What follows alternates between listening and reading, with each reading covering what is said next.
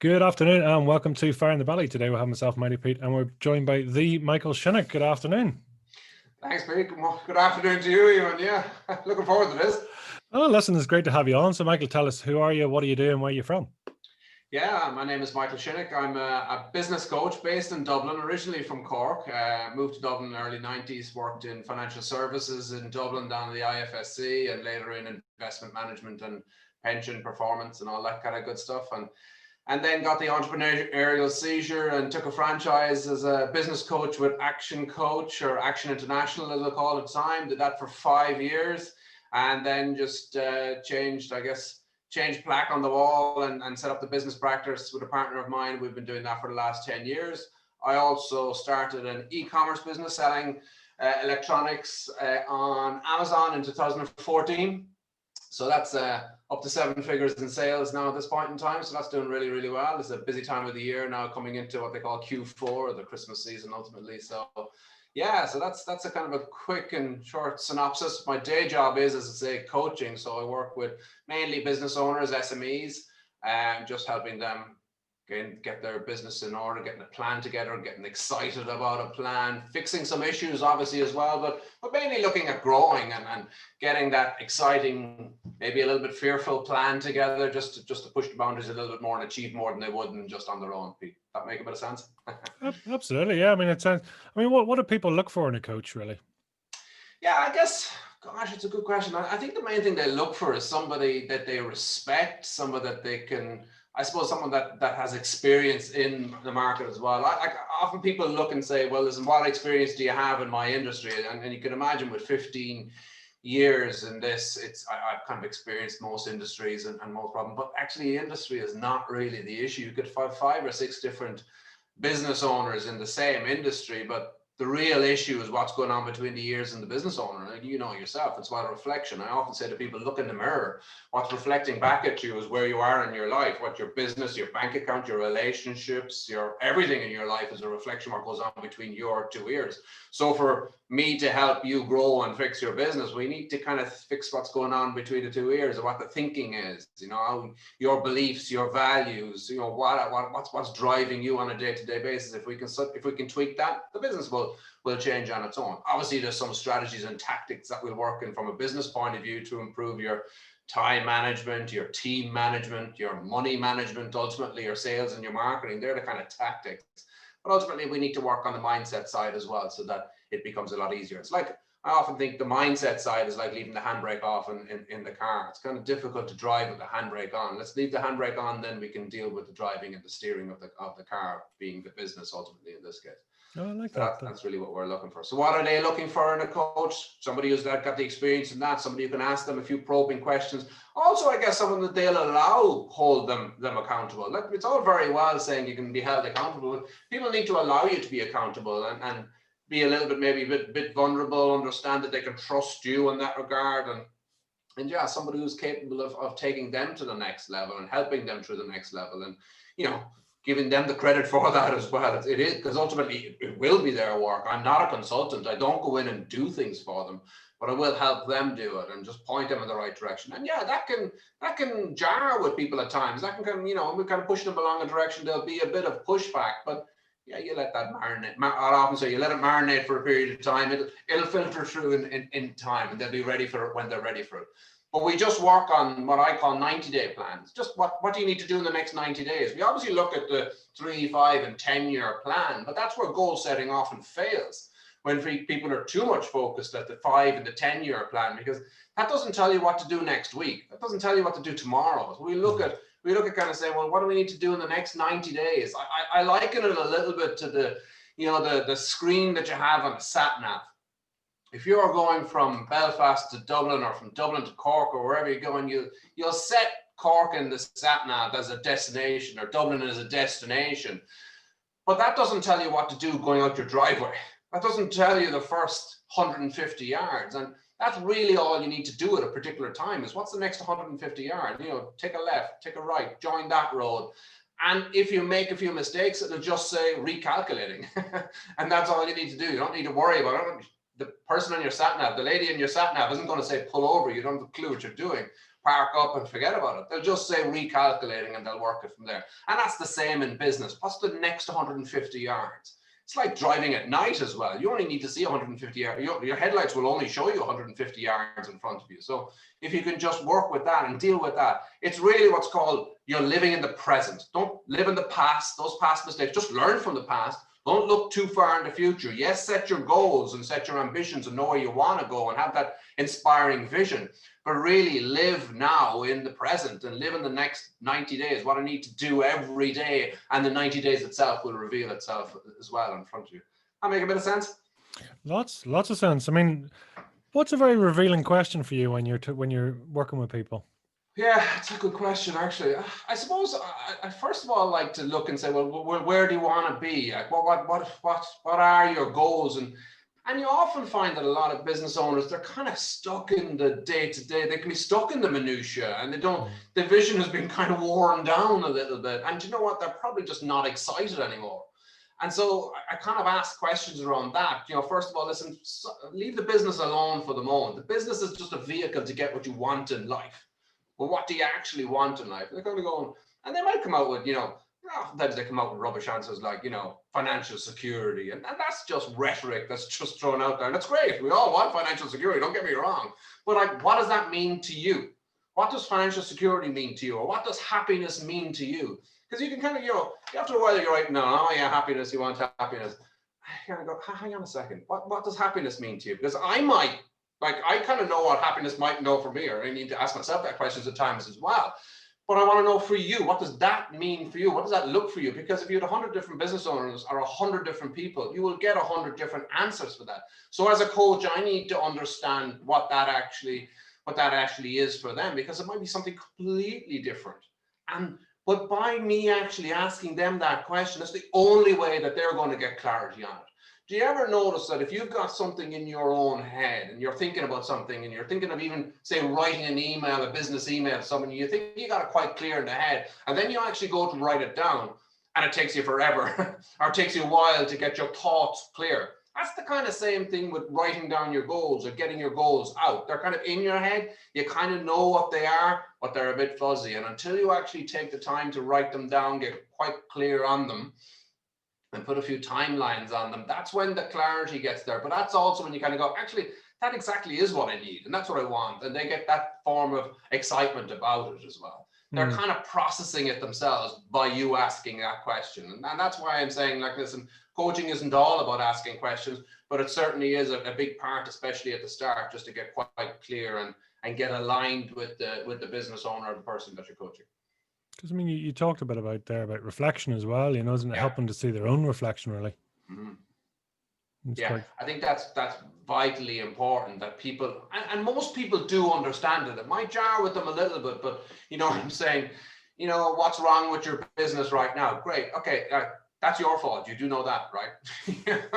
And that's not a kind of it can jar with them, but I'm kind of saying the good, the bad, and the ugly. The good is also a reflection on you. The bad is a reflection on you. And, the trouble or the ugliness of it is also a reflection on you. So don't take it to heart. Don't get beaten up by it. Take ownership for it. And that's one of the main things is ownership for it. Because if we take ownership for it, well, then we can change it. So the good stuff, that's good. Let's work on that. That's brilliant, because we'll improve that. Where are the problem areas? We can fix that. But what has created those problems? I think it was Robert Kiyosaki or one of these guys once said, you can't fix a problem with the same mindset that created it. So you do need to change the way that you think about things in order to fix something especially for the longer term. So it is it's a great insight for me to see. When I see what's wrong with a business, I kind of have a fair idea of the mindset, and we need to just work on that a little bit. That's the fun part. It makes sense. I mean, someone recently had said to me there, that apparently every problem is a leadership problem. What do you think of that? It is, absolutely. You'll see it. There's the old adage that the fish stinks from the head down, and that ultimately is the issue, because that's their reflection. They've, obviously, if you've taken over a business and you're less than 6 months in the business, you probably can't take all the blame for it. But after 6 months, you pretty much can, because either you needed to change some people or change some systems and change whatever. After that, it's your own problem. You've either put up with problems, which is your problem ultimately now at this stage, or you haven't changed it, or you created them themselves. So ultimately, if you're in if you're in ownership of a business for 6 months or more, they're your problems. You know, you created it. So take ownership for it. But yeah, listen, it is the head. Like, there's a lot of analogies between business and sport, and you know, the team, the morale, and it depends on the strongest voice in the dressing room, the coach, the trainer, the manager, or whatnot. You know, that depends, and that's why a change in management, even in coaching, or change in coaching, can change the philosophy, can change the morale, and can change the results pretty quickly. Some are short-lived, and some are more long-term, and that's the key. Same in business. You know, if you change your mindset, obviously change ownership is one thing as well, but the main thing really is if you can change the way you think about something and get a more of a culture of engagement, you will change the way the organization, the results that it gets. Makes sense. So Yeah. what does fire in the belly mean to you? Fire in the belly? Yeah, I think that's a good point. Fire in the belly really is about what is it in your, what is, yeah, I think that the main thing there is what is it that's going to make you take action? Because we can do all the kind of oming and all the good yoga stuff and all the meditation and whatnot. That ain't going to put any money in the bank account. It isn't putting any food on the table. But what it will do is hopefully get you very, very clear on what's important to you and help you. And once you really understand that, that should manifest itself into action, to take an action, because you'll have fire in the belly to take that action. And ultimately, nothing is more rewarded by the universe except action. The action you take will be given back to you in equal proportion. So if you do nothing, if nobody hears about you, if you're not making phone calls and making sales and getting out there networking or doing all that kind of stuff, well, then nobody knows about you. You're not sending, if you want to use that word that they often use, that vibration. You're not sending that vibration out into the universe, so therefore it cannot come back to you. Nobody knows about you. So the more action you take, the more you get out there, the more results that you will take. And so the fire in the belly really is the facilitator of that action. And that action is what will give you that. So what will give you that fire in the belly to get that? And if it doesn't, I often say to business owners, how exciting is that 90-day plan for you? You know, it's not about, I just tear up. We go, right, we're starting again. No point. You're not going to do it. You're not going to take that action. Is there some bit of fear and some bit of excitement? If there's not, you may be tearing them up and going again. That's really, that really is the key. So yeah, fire in the belly. I love that line, but I think what it really means is how are you actually going to act? How are you going to take action as a result of that? Because the only way you're going to get results is taking action, and taking the right action all the same as well. Do you have fire in the belly? Yeah. And that's a good point. Yeah, I do. And I suppose if you go back to when I started off this franchise, because, you know, I came back from training in good old Las Vegas at the time, and unfortunately we weren't on the strip. We were well back off the strip and locked up in a hotel for a few weeks. And I remember sitting on the plane on the way back, pulling out of Chicago and going, oh my God. Tomorrow morning, I'm going to be sitting down. Nobody knows me as a coach. They knew me in my banking and investment banking, but they did not know me as a coach. And they're like going, nobody knows. So like, I am now going to have to sit down and get out there and get known. And I remember the first day sitting in my office, and it was a converted attic in a house, just looking at the phone and saying, well, that's not going to ring. So it was really a case of, you know, you had to make it work for yourself. You had to send out, you know, it was 20 letters a day, 100 a week that you were sending out, and you had to follow up on those 100. And after a while, when you got some coaching clients, you didn't need to send out that level of activity. So that the fire in the belly really at the time it was driven by a wife, 2 kids at the time, and a mortgage. You know, it was that move. You had to make it work. You know, I came from a good salary in the banking world. I needed to replicate that pretty quickly.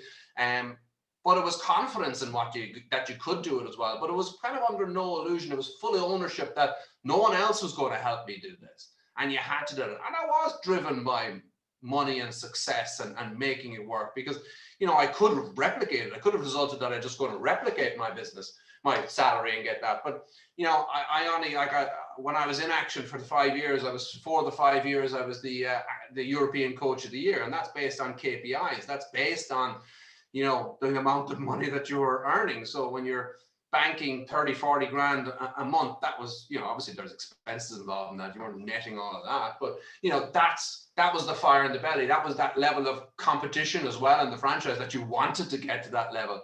No, you were working pretty hard for that, because that's one-to-one coaching. You need to work on ways, I guess, to leverage that as well. So I wasn't just selling my own time for money at the time, but yeah. And you learn a lot about yourself, I guess, during those times, and understanding, I guess, what the fire in the belly was. And part of the fire in the belly was I did like the accountability side of the franchise to an extent as well, is that you were up there with your peers, and, you know, it was, you wanted to do well. You wanted to do well, obviously, from a subsistence point of view, but after a while it kicked on above that. You really wanted to just succeed because you wanted to do the best that you could do. And the same thing, I think, when, you know, when I started the e-commerce, the fire in the belly there was just, I wanted to have passive income, and it's not really passive income. It's just not selling time for money. Does that make sense? It's more leveraged in that way. Like coaching and individual coaching and consultancy is you're selling your time for money. Whereas I wake up in the morning now, because most of my e-commerce business is in the States. So I wake up in the morning after selling product overnight, and that's a great feeling. You know, so, but it was to, like, I worked hard. I do work hard now to get that working. I suppose the busy time of the year is up until now, when I'm making sure I have stocks and whatever in place. Otherwise, on the run into Christmas, Amazon take care of most of the fulfillment. So I'm not picking and packing stock. I'm just sitting back and watching at that stage. But, you know, it's also about the community you surround yourself with. So I run a mastermind of 5 or 6 other Amazon sellers, and we also challenge ourselves in that regard. So I kind of realized that part of that fire in the belly is, how do you hold yourself accountable, and how do you create accountability to yourself? Because we all need, I think the saying is 98% of people need some level of accountability. And I think I've realized that about myself over that period of time. But, you know, you're only fooling yourself if you're you know, you're kind of creating accountability, but you don't really act on it. So I think ownership for that is probably one of the big points, Pete. I don't know what you think on that, but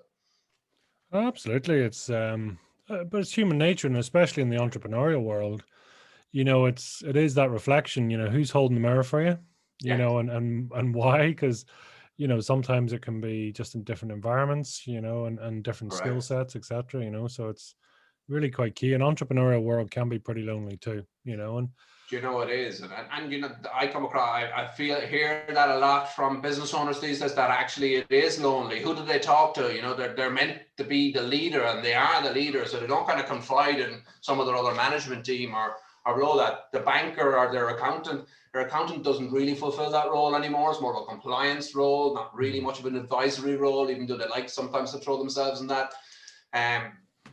Because ultimately nothing happens in a business unless a sale is made. So, you know, that's really probably not where you're going to get your sales advice from the accountancy fraternity. But, you know, even your lawyer, banker, that model has moved on. So that's where the coach, I think, fits back into that. It is kind of saying like that, this is this trusted advisor who's not going to take any BS from me, who kind of understands me more than a lot of people, is there to hold me accountable, and is there to kind of bring me and refocus me back on where actually, what's the plan here, back to the plan. Don't worry about this distraction that's happening at the moment, that there's some problem that you need to put out a fire with. That's fine, we need to deal with that, but we now need to go back to the plan. Plan is still good, you know, and focus in on that and get that level of accountability. I think that's really is the key. And I like, you mentioned the point there about environment. I think environment is probably one of the most important things. Who are you hanging around with? Who do you have, as I say, holding that mirror up to you? You know, if you've got yes people around you, that's not going to serve you. If you've got people that are challenging you, if you've got people around you who are doing better than you, you know, if you're the best person in the room, you're in the wrong room. Get in a room with better people. You know, look around the room that you're going into, whether it's a networking, whether it's whatever. If you're the most successful or the best person, whatever we want to use that word, most successful person in the room, you're in the wrong room. Get in another room. Get in a room where people can challenge and push you. That's the only way that's the way you're only going to survive and thrive ultimately as well. You need to be keeping growing, keep moving on. that's so true, isn't it? I mean, that's, you know, the point when you make sort of most change, right, is when you're at your limit, but you have to be a little bit vulnerable too, to understand, to get that out, to find out where you want to be. But as you say, when you're the leader of the company, people don't want to see you, you know, Yeah. banging walls and screaming and crying and doing whatever. But that's the change process in many ways. But actually, Yeah. it has to be done in a potentially a separate environment, you know, as you say, it may have been in the old days, a board of directors or something that you can have Yeah, the powwows, you can do all that, but then you make a united decision. That's that's now it. there's so much separation, really, you know. Oh, absolutely. Arguments behind closed doors are absolutely no problem at all if you can kind of agree going forward. And that's often where people can. I think it was Pat Lencioni in his book, The Five Dysfunctions of a Team. And one of it is that kind of lack of argument, that you get a kind of a consensus rather than an agreement. You know, it's okay to have differing opinions once somebody doesn't take the hump and sabotage the other decision afterwards. You agree and you move on. And that's healthy discussion. Same in any relationship realistically is you agree to disagree or move on, or else you go with an agreement and everybody rolls in behind that. But that's a good environment to have instead of everybody going, yes, boss, that's grand, let's go ahead and do that. And nobody feeling they can stick their head above the parapet safely to do that in a safe environment and move it on. You know, it is about challenging the norms. It is about thinking a little bit different. How can we do things a bit differently? Yes, and it's very interesting. It's very challenging environments that everybody's in at the moment. And it goes back to, it's very clear that we don't know what's going to happen with the virus. Is there going to be a vaccine next week, the following week, next month, next quarter? Who knows? But what we do know is we should be planning for all eventualities. We should be pushing ourselves a little bit more. We need to pivot? I know it's a word that's kind of grown legs since this lockdown, but it's so true. Like, you know, what worked for us in the past may not work for us in the future, or there could be very good opportunities. Are you sure there are big opportunities? And I'm talking to a lot of business owners here, down here at the moment, who are actually quite busy. Obviously, if you're not in the direct line of fire with regard to events, hospitality, and that, obviously they're really in difficult times and they need to pivot a lot more than most. But you know, if you're not in that sector, there still seems to be a fair amount of activity going on. And you know, I know people are kind of speaking out of the side of their mouth when they say it, but you know, you got to ride with that and see what are the opportunities and what will the opportunities be next year. You know, some of the biggest companies that we have came out of the 2007, 2008, 9, that financial crash at the time. They kind of came out of that era. So it's up to us, really. What caused your trigger from banking and investment across into the coaching field? Yeah, it's a good point. I always wanted to do something for myself. I was way back when I was in school. I was involved in, actually, it was the first transition year. I don't know whether you do it, guys, up north. We've transition year down south. It's kind of the fourth year in school. And it was brought in, and I'm giving away my age here, but the first year it was brought in was about 1986, and it was just one class did it. And during that class, there was kind of a young enterprise company. So you had to set up a company and make some product and sell it ultimately. And I was elected the MD for my sins. And I just remember at the time we were trying to sell this product and we were coming up against kind of, I suppose, production issues and whether it was going to work or not. And we eventually got there. It involved going back to clients that we'd already sold to and kind of saying, listen, we can't actually do it the way we told you we'd sell it, but we can do it this way. Is that okay? And I just remember at the time going, there's a bit of pressure here, but it was great fun. And I think I got the entrepreneurial bug at the time. But I continued on through school and went into investment management and got my accountancy qualification for my sins as well. But I always wanted to do something for myself. I always had that bug. And I went to a franchise show and came across Action Coach, came across others as well. But I just liked the idea of the coaching. I liked the idea of helping people. I also thought it was really going to be good to use my experiences that I'd learned so far and bring it to that scenario. And I still do. I love the coaching aspect of things. I love, it's obviously it's a social aspect as well. We might kind of see from this interview so far that I do like to talk and I do like the social aspect of life. So it is interesting when you're dealing with business owners and their team and being able to help them and getting a bit of a kick from that. Yeah, so I just thought it was a good transition. I liked it. I did a bit of due diligence on the company, talked to other coaches. It was a significant investment, so we put that up. That obviously made sure that you made it work as well. But so that was the transition across. And once you're in there, it's just a decision to make it work or not. Are you going to make it work? Do you have enough fire in the belly, as you'd say yourself, to actually make it work? And I remember talking to another coach a couple of years later, and he said, the only time I made this business work was when I lost all my money. He had some savings made, and he said the only time I really made this business work was actually when I'd gone through my savings. So he just had to make it work, because that's ultimately, he had to push himself outside his comfort zone.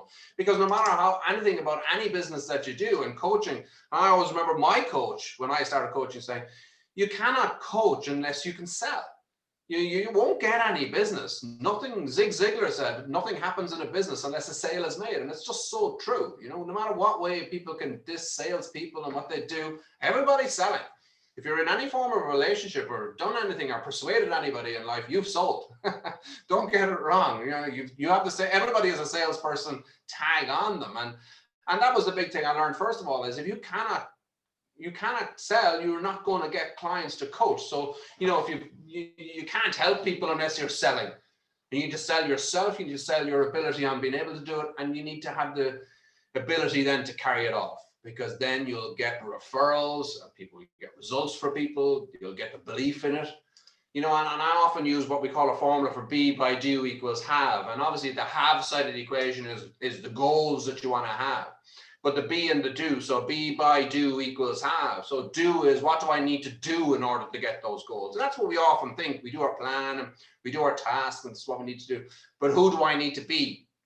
To be the person that will do that level of activity, or will do the results, will do that activity to actually get the results that I want. Because it's not just about, writing down goals and suddenly they're going to manifest themselves in front of you. Yes, it's good to get clarity on it, but if you don't take action, nothing is going to happen. And who do you need to be to take that action? And I guess as I went on through coaching, I realized it doesn't have to be the chronological order of be, by, do. So the be doesn't have to come before the do. You actually sometimes need to just do stuff, and you will gain the confidence to be that person after a while. Does that make a bit of sense? I really clarified, like, we in the coaching franchise, we had different, I suppose, benchmarks of coaching. You're a bronze level coach when you bank this amount, and a silver when you bank that amount.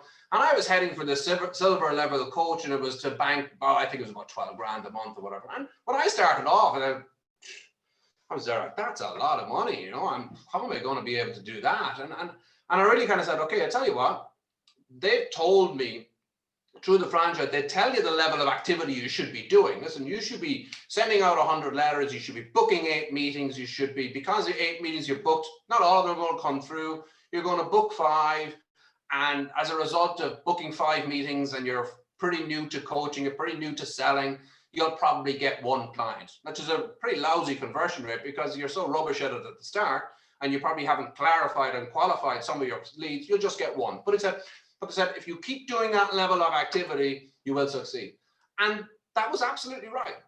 But the point was, I needed to be that person who was going to send out those 20 letters a day, who was going to follow up on those 20 letters 2 days later, because of a snail mail they were going out on, and I wanted to hit it at the right time. So I had to phone up all those 20 people 2 days later, as well as sending out 20 every day. And I remember the office finishing, oh, great, I can go downstairs, I can leave the attic and go back, I'm finished for the day. And I realized, I haven't printed off the letters to send out.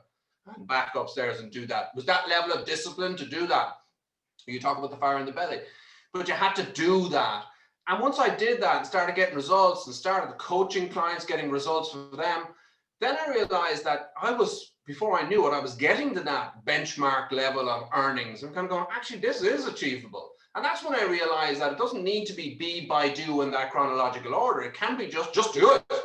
As Nike said, just get out there and throw yourself like an eagle being pushed out of a nest. Just do it. And when you actually do it, it will become easier.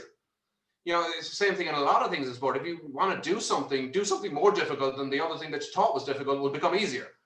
And it's the same in business. It's just when you just do that activity, it will become your comfort zone after a while. And when that becomes your comfort zone is actually expanded.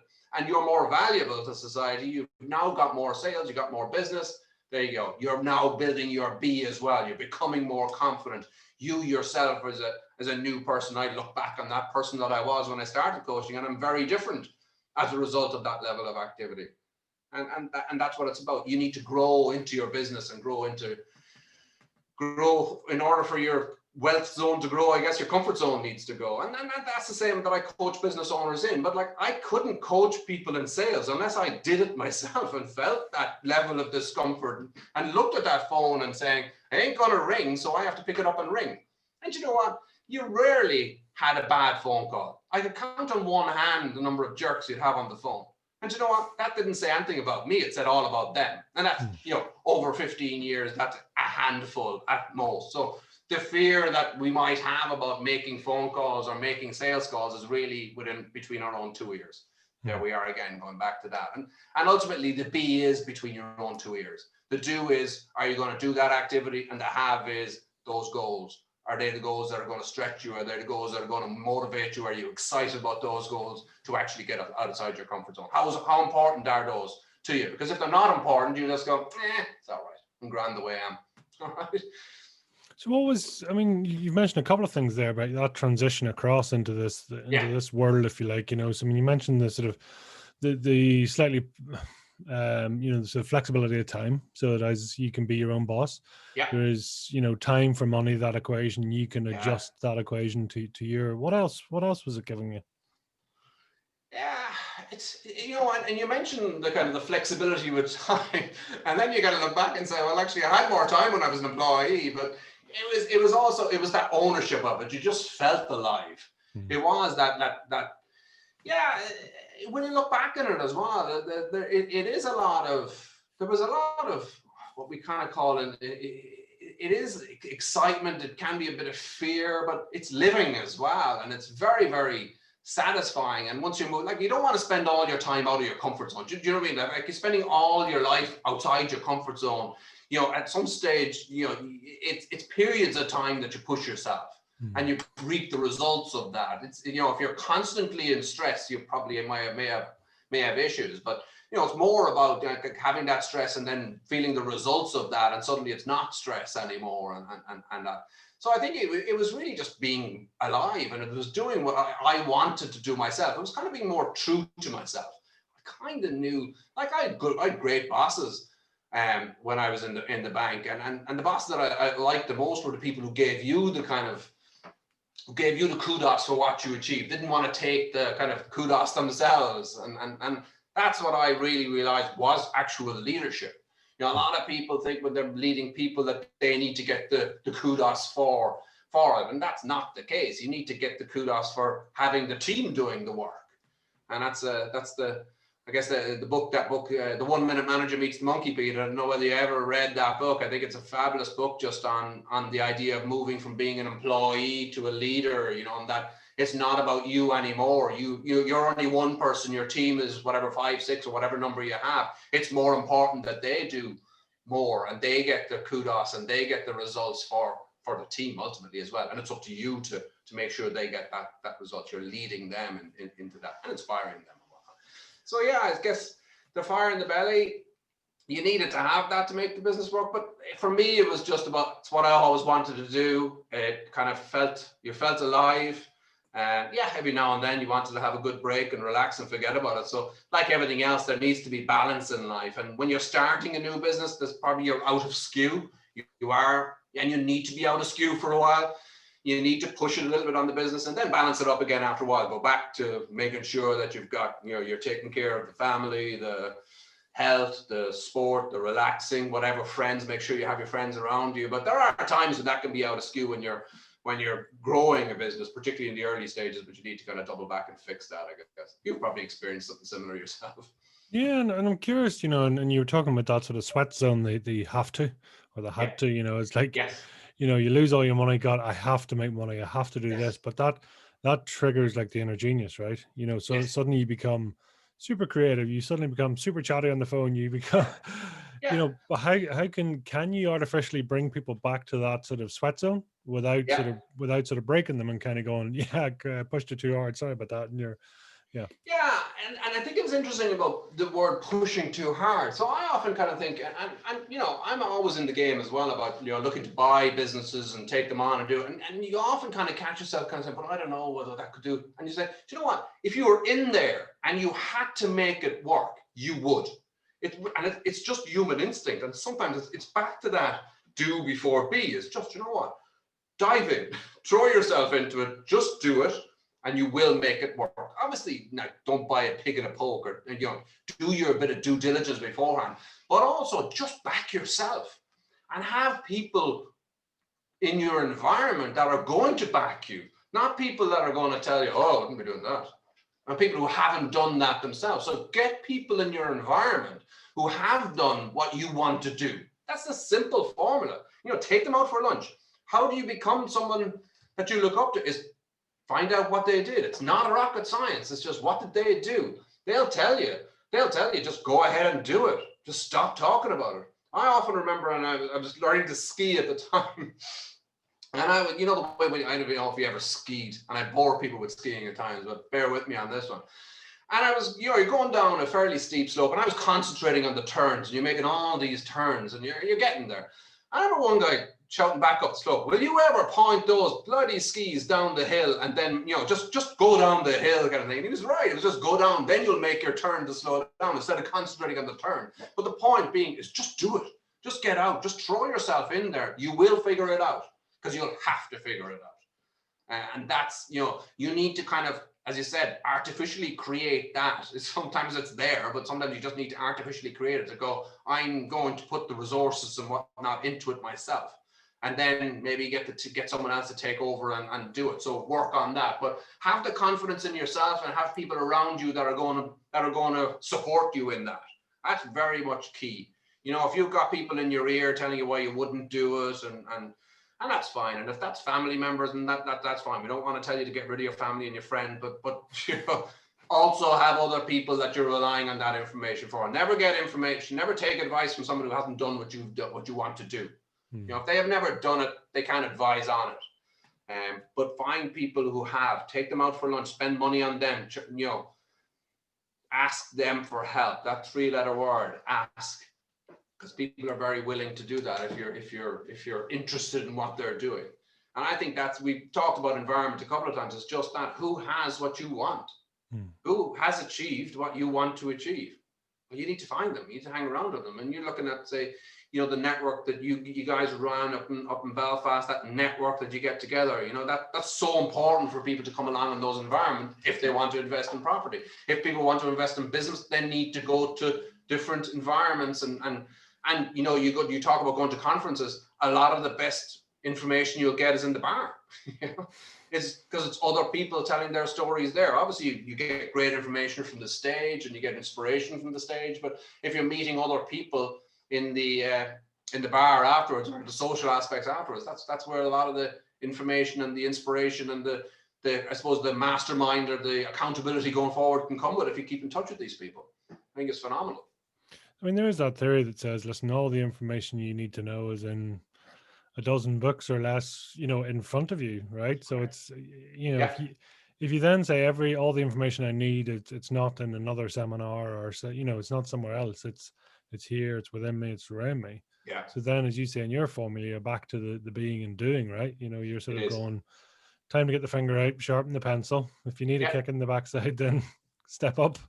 Yeah, and that does bring us back to, part of the B there is, I need to continuously learn. We need to continuously learn because we're kind of getting the results from the learning that we've already achieved and whatnot so far. So in order for us to really make, step changes, we need to continue to improve our learning. We need to continue to learn new things and oftentimes what do books do, or whether they're auditory, whether we had this conversation before about books in an auditory form, whatever form you want to take information in. So people like to go to conferences, people like to read, whatever form, just understand yourself, whatever form you want to take it in, just understand you have to take it in order for you to, I often kind of say, to ask yourself better questions, to create some better beliefs yourself from the learnings. You'll learn that things are possible because other people have achieved them. If one other person has achieved what you want to achieve, you can achieve it too. And just learning how to do something, getting that inspiration so that you can improve your B and go out and do it right. That's the point as well. Because a lot of people decide that they want different things and they like to set different goals, and that's all very well. But if you're doing it from the same knowledge base, you're just asking yourself the same questions, and you're taking the same results, you're doing the same actions that you always did, so you're going to get the same results you always got, which were not good, all right? So if you want different goals and better goals and achieve better things, you need to have the foundation of better learning so that you'll ask yourself better questions, you will take better action, and you will get better results. That's the kind of stepping stone in it. And that's where people can burn out and lose faith, is that they think just by doing things and by setting a goal and by doing things, sometimes things differently, but not better, that they're going to get this. And when they don't get any better results, they're wondering why, and they're going, oh, I'm better off going back and getting a job. I'm better off giving up on that pipe dream. And you're going, well, you've missed one of the major foundations. You haven't learned anything different. You're working from the same base. You're working from the same learning, the same belief, your same education ultimately. And therefore, you're not making any better decisions. They're just decisions based on the old knowledge. Does that make sense, Pete? Absolutely. And I'm, as you're speaking there, I'm kind of wondering, how do you be mindful of who's in your echo chamber, because you have that thing of people just going, yeah, listen, Michael, do you know what, you're the best thing ever. And do you know what you said there? Fantastic. Couldn't have said it better. Until you eventually go, what? Are we just surrounded by yes men? I mean, how do you get a nice mix of that somebody's going to push you without breaking you? Yeah. And it's right about the pushing rather than breaking. You do need to know that you need to be taking qualified pushes to an extent, or going outside your comfort zone within reason. And I suppose you have to recognize that in yourself, that you kind of look around and you do a bit of navel gazing, and there's nothing better than sitting on a beach or something and thinking about this, or sitting outside in the garden or somewhere, a place you like to relax and go, well, like, who do I have in my environment? Do an audit on your environment. And your environment is different things. Your environment is your family, your friends, your business colleagues, anybody in your environment. Split your environment into all the different categories and go, well, who's helping me? What are my goals? If I'm trying to get to here, and I often use the example, if I'm trying to get fit, I use the analogy of the New Year's resolution. And what happens is, the car parks in a gym in the first week in January are absolutely jammers, all right? They're gross abandonment of cars is what I call it. They're just left everywhere outside there. You rock back up there in the middle of the end of February, and you can drive up to the front door and park up there like you're a VIP member. So what's after happening there? People have had some form of dissatisfaction with their situation after Christmas and the New Year, and they're deciding, so they've made that decision that they want to change something. So they've taken some action. Go back into the action that we talk about. The action that they've taken, if they bought some shiny new runners, they might have bought a new bike, they might have bought a new gym membership, new runners, new gear, they have all the gear. So they're all set on that.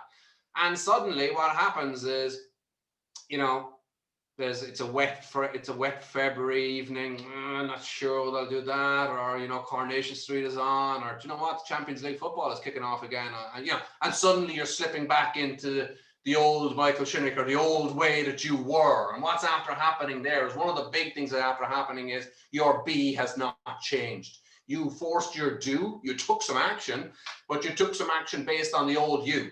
It's still the old knowledge base, and the old environment that you had. So I'd often say, in the environment, if you're sharing an apartment or a flat with people who are drinking beer and eating pizza every night of the week, that's not going to help you get fit. Right. Whereas if you're sharing an apartment, the same apartment with people who are already well on the way to getting fit, what can they do for you? First of all, the environment is conducive because they're out doing the running and they're not sitting down in front of the TV watching Coronation Street or whatever like that.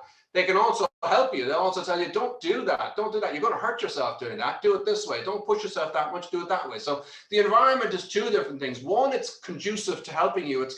It's holding you a little bit more accountable. They're doing it so you see that environment and it kind of fits in. And also they can help you. They have the knowledge to help you to do it. So if you're looking at your goals, like getting fit, yes, of course you need to take some action. You need to buy the gear or buy the gym membership or do something like that. Or you want to get rich, buy the lotto ticket or whatever it is. You need to take some action, but you also need to be very careful of who's around you. How can I make sure this is not just the first week in January that's going to be, how's this stickable? How do I change my B? And one of the main things there is your environment. Who's around me to hold me accountable, to help me to get there? And that's why I do a lot of the coaching, is people go, they know I'm going to rock up on a weekly basis or a fortnightly basis, whatever they want. And they know that I'm going to be there asking questions as to why they're going to be doing that. And I'm going to be asking difficult questions of why aren't they doing whatever, and how can we get there, and what is next. They're going to be telling them, they don't sit on their laurels. Okay, next, what's the next 90-day plan? Where are we? Where do we want to be? What problems do we need to fix? Where do we want to be? So it's that environment that you need to create that's going to be conducive to getting you in the right mind frame to do and take the action, but also a bit of accountability on it as well, and a bit of how to.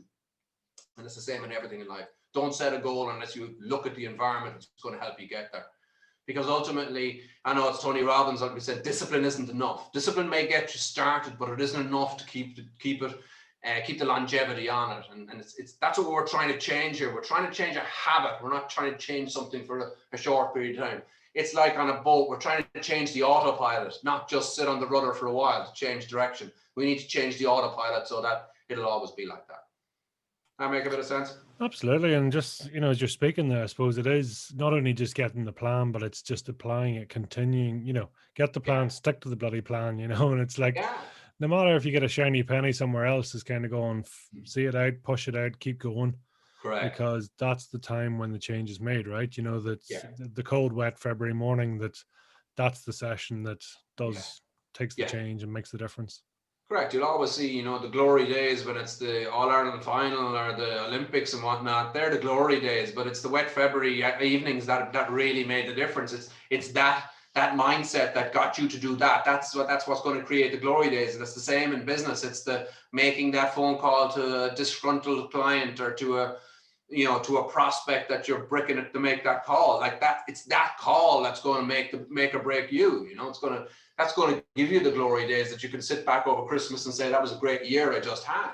That's the glory. But it happened back when you were making the tough calls and when you were throwing yourself outside your comfort zone, and then you can enjoy the rewards of it as well. And that is important, that you do actually reward yourself. You do, even from a psychological neuroassociation, that you do give yourself some sort of a pat on the back and a reward, and your team obviously as well. You probably didn't do it alone. So give that recognition on that one. Celebrate your wins. That's really important as well. Where's your flow state, Michael? What's your, if like I say, if you weren't, money and time were no object, what would you be at? Yeah, I've often thought about that, and you could be often tempted to go, I'd love to just sit on the beach and do nothing, but I get bored of that in about 2 weeks. So it's not that. I love the game. I love the win. I love kind of achieving something. Yeah, I think it's not having to do something. I that's my kind of goal is to kind of get to a stage where I don't see retirement as a big deal. I don't want to suddenly turn 60, 65 or whatever. Obviously so long away, I don't know. But I don't want to I'm not living for that end time and go, oh great, I can just sit back, because that's just, then you're obviously really misaligned to your purpose. So what I would like to go is look at still building and growing out businesses of my own. Like I obviously have the online e-commerce, I have the practice. I'm looking at buying into different businesses and a few in the pipeline at the moment. And I like that aspect of it. Buy, build, either sell and cash out or just cash flow them, get them running without you. But ultimately have an input into businesses, but not having to do it 9 to 5, I think is really where that's what I'm striving to do it. And I have a fair bit of that at the moment. It's just I want to keep that going. I think that will be my purpose. That is my purpose. I like doing that. Now, don't get me wrong. I wouldn't mind taking 6 months off and traveling, or 6 weeks off and even traveling, or just doing a little bit of that. But not just having a balance in that, a little bit more balance maybe towards recreation down along the line, but still have an input. I just don't see retirement as an option. It wouldn't be for me. What did Mini Michael want to do when he grew up? What was the plan? That's a good question. Yeah, that's a good question. I don't know, actually. Did I really have anything in mind? I suppose I probably always saw myself as working for myself. I was kind of independent like that. And, I suppose when I was young growing up, I used to cut hedges of all things. Now I used to cut hedges. This is not what a clipper is. No electric or no petrol more. And I used to do that I remember at the time it was like £2 for a morning's work. And I saved up for my first bike on that one to go to secondary school. I remember accounting with my kids then, and they were kind of whatever. But that was that. So I always liked that. Like, I like that work aspect. I like earning money. I like to be out and busy and doing things. And I suppose that sense of achievement as well, that at the end of the day, I drove to secondary school on my brand new spanking bike that I pretty much paid for myself. I got a contribution from my parents, obviously, but I'd pretty much probably done about 70% of it myself. And that was pretty cool. I enjoyed that aspect of it, and really taught me a lot. I was walking door to door asking people that they want their hedges cut. So first form of sales at that age now. So I always liked that. Then I guess I suppose the transition year thing that I talked about there, that young enterprise company, I always had that in the blood, I think, to do that. And yeah, so I probably always envisaged myself owning a business or doing something in business for myself. So I Is still have that. business in the family? Have you a background of that? Particularly, no, not particularly. My dad worked for PMPA back in the day. It was garages. He was selling cars, and but he was very good at investing. He invested a lot in the stock market, and that, I think it was that level of kind of leverage that I really bought into at the time as well. Was he was investing money and made more from that than he ever did selling cars ultimately. You know, so that was interesting. I mean, that was during the 70s and the 80s, so that was fun times, as you could imagine, you know. So, and I grew up in the 80s, obviously, born in I was going to say mid 70s, but that would be pushing it a little bit. The early 70s, and kind of grew up through the 80s where there was a perpetual recession. But it was fun times with great haircuts and great music. And then college in the 90s and came out, and you know, I came out of college in 93, 94, not a great time.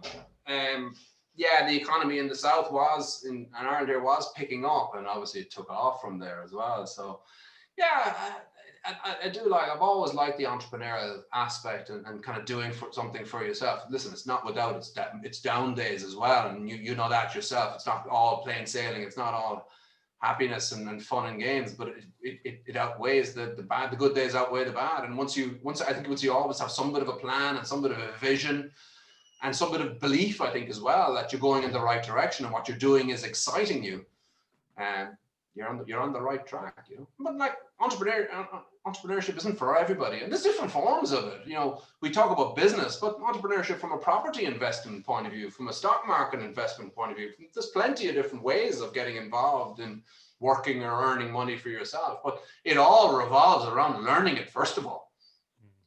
But then, you know, I often come across people who go to every single, you know, conference and events, and you know, after a while you go, you know, you need to take action after this to actually get the results. You actually need to do what's being talked about here. You can listen, and that's where there is a certain amount of, you know, stop now learning and doing something, you know, because there's a lot more learning comes from doing as well. You need to learn the theory and you need to get stuck into it, but the most practical and the reality is the rubber hits the road, whatever you want to call it, is when you actually go out and try to put it into play. You know yourself, anything about property, and they talk to you about, you go about doing this, you go about doing that strategy and this strategy. When you actually go out and talk to somebody about doing that strategy and talk to the bank and the person who's selling and the estate agent, that's when you really learn how to do it or whatnot. And it's the exact same in business. So you need to get that balance between learning and doing and ultimately just do. I think it was it Brian Tracy or one of those guys saying, you know, you might have a 10% conversion rate and I might have a 1% conversion rate, but I can still beat you if I do more activity, you know. And that's, you know, there's a lot to be said for that. You know, obviously you'd like to have a 10% conversion rather than a 1% conversion rate, but it'll come with time. If you continue to learn from what you do, you'll improve. But in the meantime, just do the activity and get doing it. And as I said in the franchise, when we were told, get yourself in front of a business owner. Don't qualify them too much for the moment. Just get in front of them, learn your trade. And then you can kind of realize, well, who are the best prospects for you and who are not the best prospects for you. And you can qualify your leads a little bit further. But until that, get out there and learn. Get out there and do that activity. Often refer to it as even the eagle needs a push. The little eagle needs a push out of the nest just to do it. And what happens? You know, they will start flapping their wings and they will fly. But if they think about it too long, they'll never do it. It's like learning to ride the bike. Isn't that the tried and trusted method? Is hold on to the back of the bike and let go when the person starts the cycle, and they're off. And it's the same in business. You just need to throw yourself in there. Have faith that you will be able to do it, and that's the most important thing. But I think one of the big things that we talked about earlier is living in the present. You know, don't worry about the past. You learn from that. Don't think too far in the future, but just work now. Do what you need to do. What do you need to be doing right now to get some results and to be moving forward towards your goals? Don't look too far ahead. Don't even think about your meeting next week. Think about your meeting today and tomorrow, and they'll all come out. They'll all really, release themselves. They'll all be there at some point in time, and you will deal with them then, but don't sweat it. Don't get overly stressed about it now. Live in the present. And stress does come from living in the future, always anticipating problems that never actually occur. And if any problems do occur, you'll survive them. You've got to whatever age you are at the moment by surviving everything life has thrown at you. I think you'll survive going forward. Just have that faith. So it's living in the present with faith is what I call it. Not faith from a religious point of view, but faith in yourself and faith that you will find a way, because you will. That's just human nature. You will find a way through it. And if you've worked in the right environment and you've got the right people around you, you can ask the right people for help. We've solved the world's problems so far, any of you? Absolutely, yeah. I was going to say, for you, is there a connection between faith and purpose? Yeah, I think there absolutely is, because I think purpose. I always think purpose is it's kind of like your raison d'etre. Why were you put on the earth? Why were you given those skill sets, or why are you? And it's kind of like, what's you with the handbrake off? Like, what would you be doing? I often ask people as well. I kind of say like this, and what do you do when you wake up in the morning and you're doing something? What's your reaction to it? You have a meeting with somebody, or you're doing something to you. What's your reaction? Is it a bit of dread, or is it, I'm really excited? And if you're really excited, you're doing the right thing. If it's dread, you're doing the wrong thing. So there's a very good book called Soar with Your Strengths. You might have heard of it. And oftentimes we're talked about in school and in work or in employment is to kind of work on your weaknesses. You got to work on that aspect, and you go, well, why the hell would you want to work on something that you're never going to be good at? Soar with your strengths, because your strengths are there for a reason. I often can say to people, like, what do you do easily that other people struggle with? Other people would not like it, and you like it. You love it. Like, you love making those phone calls that other people hate to do. You love doing those sales meetings that everybody hates to do. Or you love doing those spreadsheets, massive spreadsheets that other people just cry at the thoughts of doing. Well, then you're on the right track. That's what you were put on the world to do, put on the earth to do. So, kind of always be a little bit, it's kind of faith in yourself, but also just trust yourself. Just kind of a little bit of navel gazing, understand what you like. And we all wake up in the morning, hopefully we're all waking up in the morning, but we're waking up in the morning and we always think about our day ahead. And when you think about your day ahead and what you have in your diary, what does it make you feel? Like, does it make you feel good? Does it make you feel excited? Are you happy with that? Or does it fill you with dread and a lack of purpose? And I use the word purpose. Do you feel like you're just not doing what you should be doing? And just think about, well, what do I like? What do I like to do? What gives me energy? What am I sparked with? What am I good at that other people do not like to do? Well, that are the kind of questions you need to ask. And then you're living with purpose, and then you'll have full faith in what you're doing. You'll love it. It won't be work. I know people say, like, my work doesn't feel like work. Well, partly. It doesn't have to be, you don't be fully glazed with the work, but it just needs to feel like, actually, I do like this part of it. I do like what I'm doing now today. I'm going out and I'm meeting this person, or I'm doing that job, and I'm going on site and looking at that, or I'm doing this big spreadsheet and I'm working on the finances, or whatever it is, whatever turns you on, whatever it is. But just understand that, I think, and be okay with that. But a little bit of navel gazing just to figure that out, I think, is absolutely no problem, because it is important to understand your purpose. And there's different ways, and people have written books on finding your purpose and doing whatever, and kind of understanding that what events in your life have shaped your future and whatnot. But it ultimately rattles down to, well, how do you feel about when you think you're doing something that day, or when you're about to do something? How does that make you feel? What's your gut instinct? Understanding that, and kind of being okay with that. We can all end up on a trajectory in life and going, I'm just going down this route because it's expected of me, or I started with school and I was expected to go to college, and I was expected to do with that, but you know what, I'm better with my hands, or I'm better at this. And well, then be true to yourself, because no matter what if you're doing what you're good at, or what you're destined to do, or what your purpose is doing, you'll make it work. You'll find a way to make it work. But if the opposite of that is true, you'll probably sabotage it. That self-sabotage. You're not going to be happy with it. And we, as far as I know, we only have one chance on this planet. I'm not sure. Maybe you do more, but I'm assuming you only have one. If I'm coming back as a dog or something, I don't know. But you only have one chance. We're assuming that we only have one life, and it's too short. So do what you want to do. Enjoy what you're doing. You'll be a happier person to be around as well. I think that's just as important. You know, if you're a happy person, are you enjoying life? Well, why are you enjoying it, or why are you not enjoying it? I mean, are you where you're supposed to be, do you think? I think so. Yeah. Listen, I'm always striving to, I think we can all kind of look and say there's things that we need to fix, you know? And we're always striving to look at that. But it is I often ask myself, well, what am I actually good at? You know, and you know, then you can say, well, is what I'm doing conducive to that? You go, yeah, it is. Or sometimes, no, maybe not, it isn't. Maybe that actually business wouldn't be best suited to me because I'm just not good at that stuff. And, you know, I won't be interested in it. And if not interested in it, it won't work if I'm not interested in it. So I do focus on things that I am more aligned with and do feel that it's kind of aligned with my values as well.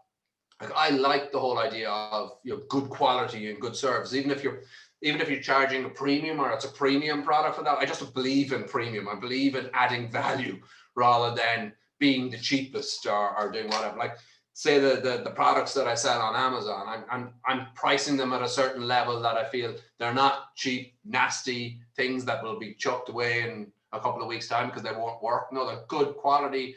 You know, they're not, you know, they're speakers, so they're not Bose, but they're not the cheapest rubbish that you get either. They're good, they work, and they're very good value, and they get good feedback from that, and they're priced accordingly. So I'm not trying to sell everything cheaper and trying to go, okay, I'll get the cheapest product ever and the cheapest quality. I just want to, I rather that, and that's what suits me. That's aligned with my values. I don't want to be dealing with customer service issues of stuff coming back broken. It's just that would just wear me down. So just I kind of think you need to understand that about yourself as well. What are your values? Because if you're going to try to do something that's ultimately against your values, you're going to self-sabotage. Think about it as your B underneath is like, what are my skills? What are my values? What are my beliefs? What's my identity? And that needs to align with where you're going and what you want to do. Because if you don't have those aligned to what you should be doing, in other words, the activity or the action you need to do, you're probably not going to do it.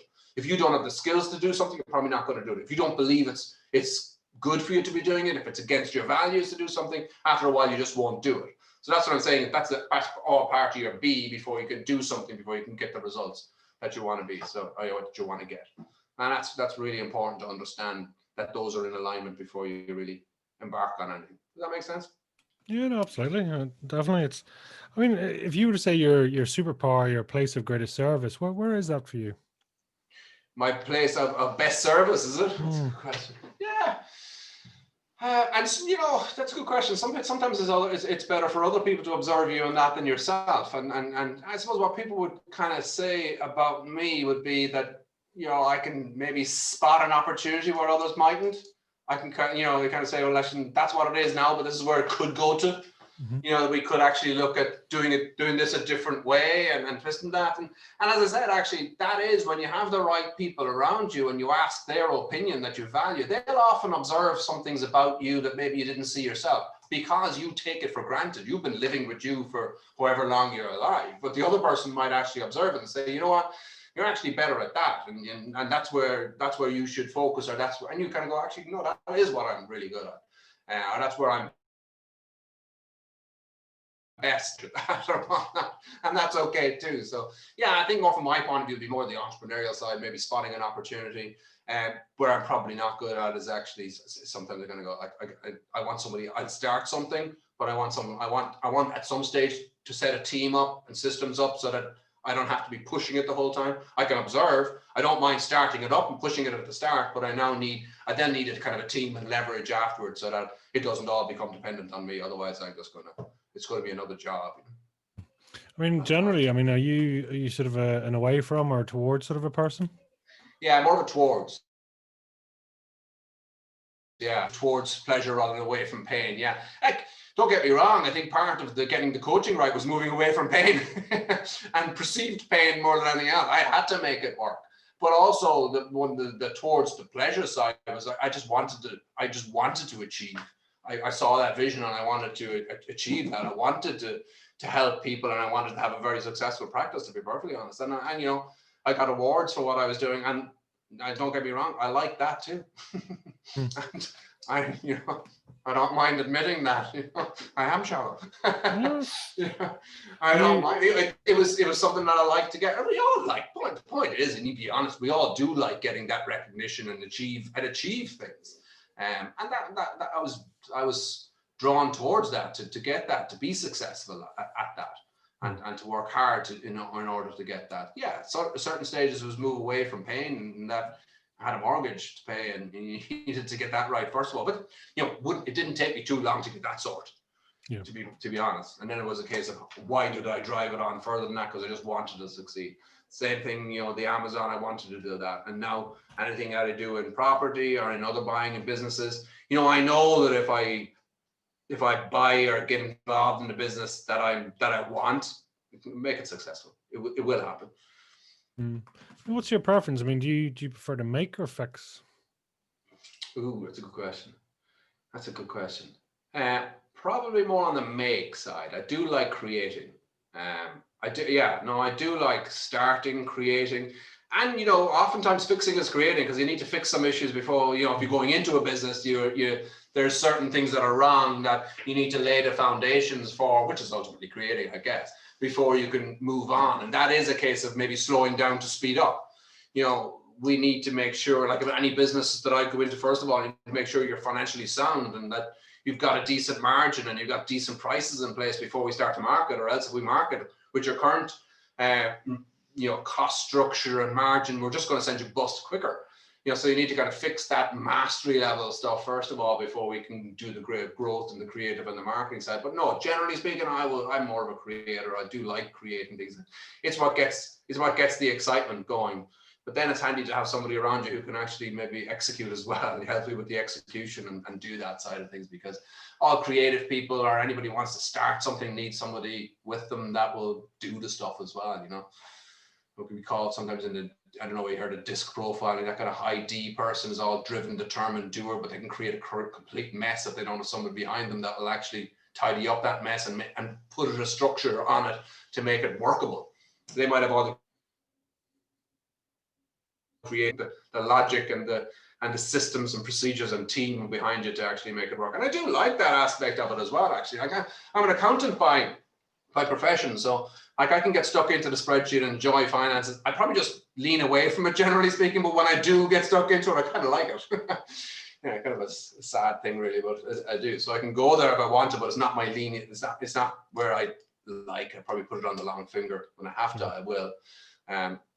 But I'd much rather getting out and about, creating, doing deals, different things like that. Are you a saver or investor then? What do you set there? Oh, that's a good point. More of an investor, I would think. Yeah, I kind of think if when you invest, you're growing something, and when you're growing something, it's ultimately a way of saving. I kind of. Yeah, like if you look at oftentimes in business, I even in my own business, I have to be dragged back to focus on costs, because ultimately cost is important to keep in trade, but I'm more focused on growing the top line.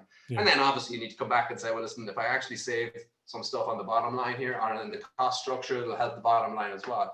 But my focus, my leniency would be more to growing the top line and growing the sales and doing the marketing and investing in that, even if it does require a bit of a short-term loss to invest in like a new product launch or ranking a new product or marketing a new product. I don't mind taking that hit so that there's a longer term play in there. And then you need to come back and go, right, we need to shape up this so that we are actually making a profit at the end of the day and making a nice profit. And yourself, if you can cut some cost out of your bottom line, that's where a lot of profit comes from. Yeah, no, absolutely. It's getting your head around that. Oh, it's a big part. You mentioned a word a while ago, ego. Ego. Yeah. What was your take on that? What part of ego now resonated with you? It's a subject I'm fascinated. I mean, call it what you want. I mean, inner voice, ego, pain, pleasure. There's all the different takes on it. But I mean, the overall concept being is you have to have it. But the question is, who's driving the bus, you or the ego sometimes, and that's the question. I think it's a very important point. And I think ego needs to be qualified by ability. So if you have ego and you don't have the ability to back it up, and listen, let's face it, we've all come across what you'd call spoofers. And you can probably spot them at this stage in your life, and you kind of go, whereas, somebody who has ability, and I think ego, the right type of ego is more of a, kind of a confidence more than an ego. They just have a little bit of confidence. Like, you always heard the adage, be aware of the quiet ones, but I think you need to look at ego ultimately will translate itself into action, into the person who is backing themselves and taking action. And if you want to qualify whether the ego has substance behind it, is just take a look and see what the action the person is taking. If they're taking action, well, then that's ego with a lot of substance. If they're talking and they're rattling about talking and there's not a whole lot of substance and not a whole lot of results and not a whole lot of action behind it, yeah, you've probably got a spoofer on your hands. Now, like, there's always a bit of an expression called "fake it till you make it," and I think there is a certain amount of that in a, say, from a sales example. You just need to do it. You need to do it with a bit of blind belief, and it will come through. But same thing, it still revolves back to: are you actually taking action? Are you actually backing yourself, and are you actually putting yourself on the line to make it work? That's that type of ego. You need to have it. I think it's more of a confidence thing, but it's a confidence backed by the substance of both knowledge and action. Which, if you have those two, if you have knowledge and action together, you're a dangerous person in a good way. Absolutely. I mean, where's a zone of ideas and inspiration for you? Have you a go-to place? I think it's environment. I think it's a variation of different things. Talking to different people, even if even in the property side, if you're talking to agents, from a business point of view, if I'm talking to brokers, from a business point of view, if I'm talking to other business owners, you'll just come across ideas. You'll hear, you'll listen, and I suppose if you've got your what I call your RAS, your reticular activating system. It's kind of, the filter for your goals. It's, the kind of idea that if you're looking after buying a certain type of car, you'll see loads of those cars around the place. They were always there. It's just now you're thinking of it. That's your reticular activating system. If you're focused on what you want by setting your goals, well, then in all your other activities, once you're out there talking to people, you will attract the opportunities, and you'll be open and come across the opportunities, because ultimately your reticular activating system has been looking out for them for you. And I think that's important. Once you know what you want, if you know you want to build a property portfolio, if you want to build a business portfolio, if you want to be successful in sales, you will be looking out for that as a result of setting those goals up. And once you're out there at networking events, you're talking to people, that's where the inspiration, the ideas, and the opportunity will come from. And that's where, it's back to action, it's back to doing. If you want to sit at home on a Tuesday evening listening to Coronation Street, that's fine. Or you want to go out to a meeting that's, outside of office hours, and you rock up to a networking event or whatnot, well, you're more likely to meet people there that are going to help you achieve your goals than sitting inside watching Coronation Street. Don't get me wrong, no harm in having a bit of relaxation and a bit of distraction watching Coronation Street, but my point being that if you're doing that the whole time, well, then you're out of balance. Yeah, you need to be out there. You need to be putting yourself out there so that people hear about you, they know about you, they're impressed by you, you come across opportunities and creative ideas, and that's where you get your inspiration from, really. Obviously books and things like that you can, and I often find, when you're listening to an inspirational book, it's, The Science of Getting Rich. It's a book that's, 100 years old, maybe, Pete, I'm not sure. You just read that and suddenly you're kind of going, you're just getting ideas popping into your head. It's kind of like it's setting off some light bulb moments for you. You're getting inspired by that. And when your brain is at that level of inspiration, it's just in a creative mode, and the more of that, the better. I loved what you said a while back there, and quite a while back, in terms of, getting those goals out, and not quite often I would find that, especially you've got that sort of mental soup, if you like, that's going on. Yeah. And as you say, you got your Les Browns, your Bob Proctors, your Think and Grow Riches, you got all this going in. Yes. And you kind of know the message is there, but then you just go, right, just tell me what it is. And you're like, Yeah, stop it, and right? if it's like that email thing I was talking about. Like you're writing an email and suddenly you're going, I thought it was clear in my head what I was going to say, and it's taken me forever to get it out. It's the same. I love the word mental soup. It's a bit gluky. It's just not clear. And you thought it was clear, and that's the one you think it's clear until you actually write down and go, what actually is it?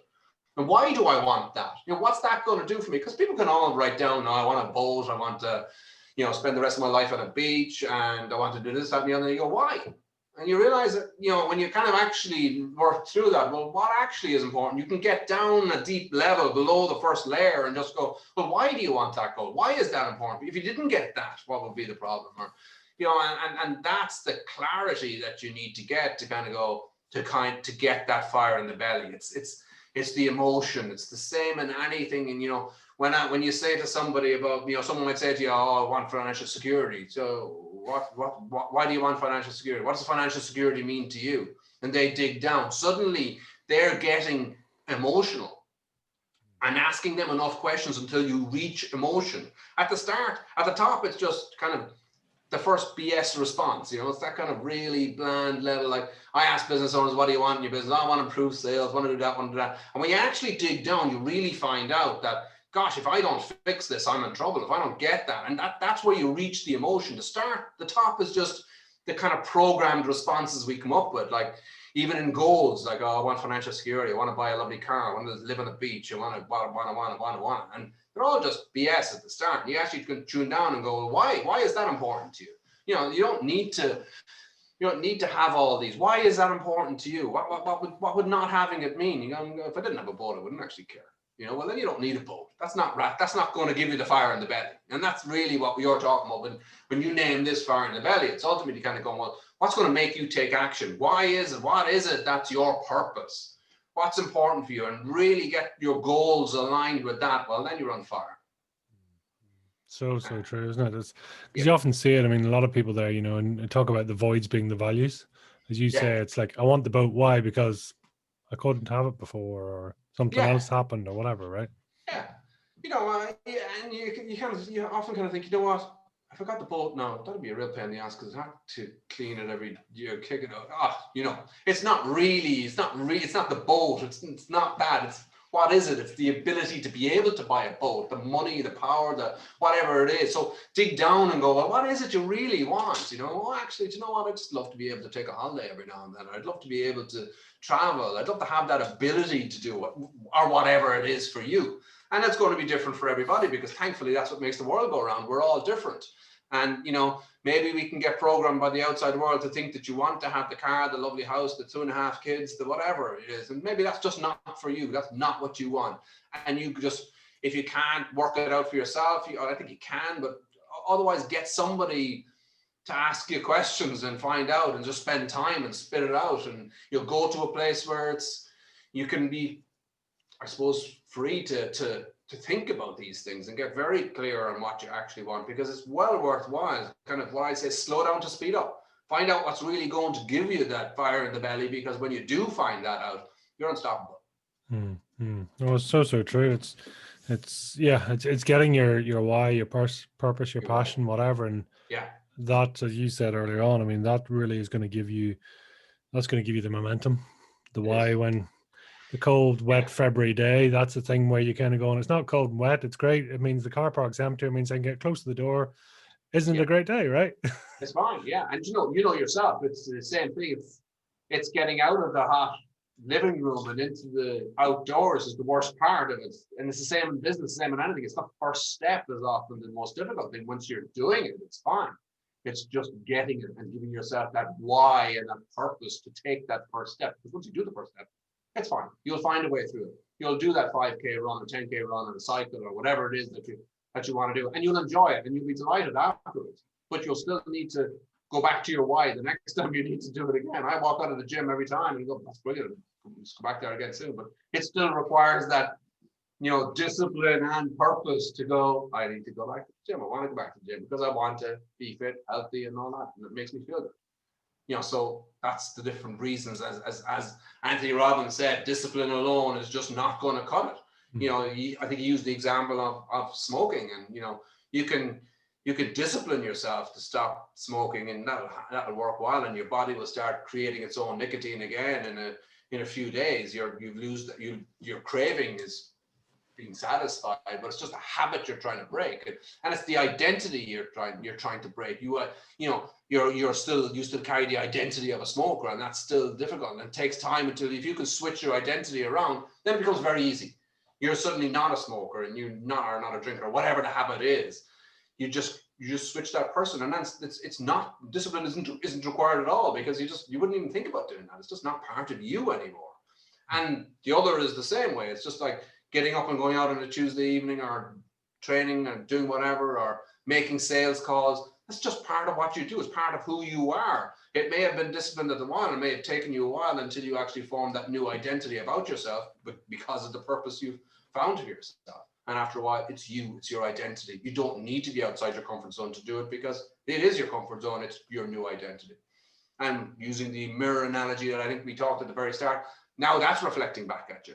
And I think that's a great audit. Like, if you just, whatever, you don't need to look at the mirror in yourself, but you just look and say, like, okay, what is my bank account looking at the moment? What kind of car am I driving? What kind of relationships do I have? What kind of people do I have around me? What's the good, the bad, and the ugly in all that? Like, what is that telling me about myself? Okay, my bank account is lousy. Okay, I'm not good with money. Why am I not good with money? Why am I attracting or not attracting money? What am I doing? What sabotaging am I doing to do that? And you just need to look at that and fix that part. In your relationships might be brilliant, and you go, keep up that, you're doing a great job there. Or the other way around. Or, my body isn't where I want it to be. I'm not as fit as I want to be. Okay, so that's a reflection on your thought process at the moment. So how do we change that? How do we work on that? How do we improve that aspect? I remember doing a parenting coach course even years ago. And it's like a bit what we would talk about in business. We used to call it the wheel of life. And the different areas, different aspects of your life, and you go, think of the inner spoke, and from 0 and to 10 is like all the different, like your health, your business, your relationships, your family, all those kind of areas, and 0 to 10, and it's a wheel. And you go, if you give yourself 0 to 10 in each of them, what's your life look like? Is it a rough journey, or is it a smooth wheel? And depending on how, depending on how it is. And of course, on the parenting coach course, the idea that they were saying is that if you're looking to take care of a child, well, you need to be able to be in a good place yourself. So they called it, instead of wheel of life, they called it the flower, and the different petals that go out from that. And if you're not good, not happy in your relationships, not happy in your work, not happy in your fitness, not happy in yourself, well, then how can you take care of a kid? So work on yourself, make sure you're in good state, that you're happy with yourself, so that you can be present with your kid. And the same thing with your business. If you're not happy in your life and whatnot, well, how can you take care of a business or look after a business? And the kind of idea, it's back to the plane analogy, when, oxygen masks will drop. They tell you to put on your own one before you look after anybody else around you, because you can't do anything for anybody else if you're not looking after yourself. And that's really important in that aspect of, looking after a business, or looking after yourself, looking after your family, looking after kids, whatever the analogy, it all fits. So, you need to work on, yourself with your own personal development. What are the different aspects of your life that you're looking at? It's not just all, you can't just focus on growing business. You need to kind of go, well, what's my balance? How do I relax? How do I keep myself, what's my nutrition like? What's my health like? What's my sport and fitness like? Am I taking care of myself? Do I feel good as a result of that? Because if you feel good, it'll come out in your work. Yeah, we sorted the problems of the world out there for you. Yeah, it's pretty good. Just a quick one. Do you like yourself, love yourself, value yourself? That's a good question. I think I do. Yeah, no, I do. I listen to moments with myself, right? But I do. I do. Yeah, I do. It's a good question, because obviously the Jack Canfield and those people often would say, like, as in, look at yourself in the mirror every day and say, I love you. And, after a while, people kind of go, gosh, how does, and you do every now and then kind of say, like, okay, how do you react to that when you say it about yourself? And I kind of react pretty okay. I'm not saying, I'm certainly not trying to say I'm perfect by any stretch of the imagination, because nobody actually is. But I think it's a work in progress, and it always is. And you kind of need to realize, maybe when you are missing some aspects of it, you're kind of going, if you are feeling a little bit out of alignment on that wheel of life, you'll feel it. You'll feel that you're not kind of, there's something up and whatnot, and you might need to take a break. But you go back to, like, what is it? Do I need to, back to the B maybe as well? And I probably need to learn a little bit more. I need to read a bit more. I need to stop watching television a little bit more, or I need to maybe go out and start running again, or start cycling again, or maybe I could eat a little bit better, or maybe not have that extra beer, or, different things that you kind of, if you're in tune and you kind of feel you might be feeling a bit off, because we're always going to be a little bit off. We're never going to be, like, we may you're going to be it's always a work in progress, I think, is where it is. But once you're on the right track and you kind of know how to fix it, you can kind of recognize some tricks. And there are times in business and you go, do you know what I need to do now is just go out and sell. I need to just go out and sell a little more, get out there, get stuck in again, and that'll give me that little oomph again. That'll give it a little bit of, I'm throwing myself out of the nest and, get the fire in the belly again going, kind of thing. Because everything else, it's a fire, but it might be a little bit dimmer at times than it is, and you need to but once you recognize that, if you're in tune with yourself and you're doing, we talk a bit about meditation and yoga and kind of understanding yourself a little bit more, just being honest with yourself on that and realizing, you know what, I need a bit of a kick in the ass now at this stage. And I'd often say, get yourself a coach. Have somebody else that can see that happening or can kind of push that and you can talk to about and they'll hold you accountable to doing that. Put it out there with them and that's always good. Yourself, you've got a coach in your life and the benefits that it's done you over that period of time. And it's vitally important because, we look at that famous film back along Groundhog Day. We can have Groundhog months and Groundhog years, and how many people turned around on January and say, gosh, I'm in the same place as I was last January, or otherwise say that's a massive difference between where I was this January and last January, and that's great. So because a year will go by, sure as night follows day, it will pass by. It's just you've got the choice of where you want it to be and where you want to be in it, and that's the key. If you were to summarize your fire in the belly then in 1 or 2 words, what would that be?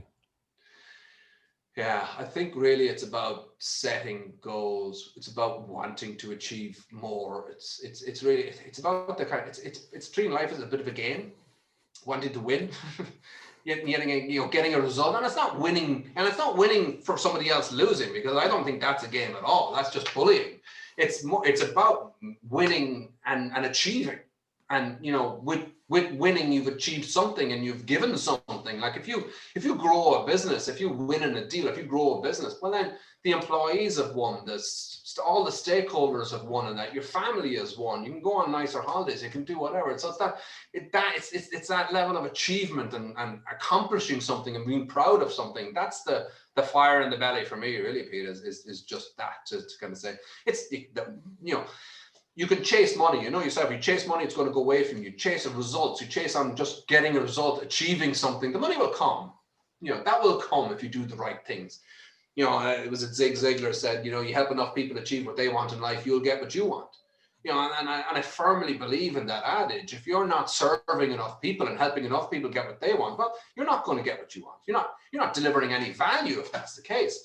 So you look at it, you concentrate, number one, on just delivering value for people and enough people. And I think that's the key as well. It's enough people. How can you deliver more to people? How can you deliver more to more people, if that makes sense? And leverage, that often comes through leverage. So I'm serving 10 people at the moment. Well, how could I serve 100? How could I serve 200? How could I serve 1,000? And the more people that you help get what they want, you will get what you want. And I think that's probably the adage that I like to live with. And I think if every company in the world and every government in the world had that philosophy, it would be a far better place. Love it. There you go. Where can people reach out to you? Where can they get a hold of you, track you down, stalk you, hunt you? Yeah. Google Michael Shinnick, I'll probably pop up, and thebusinesspractice.ie is the website to get me on. And I'll pop up on.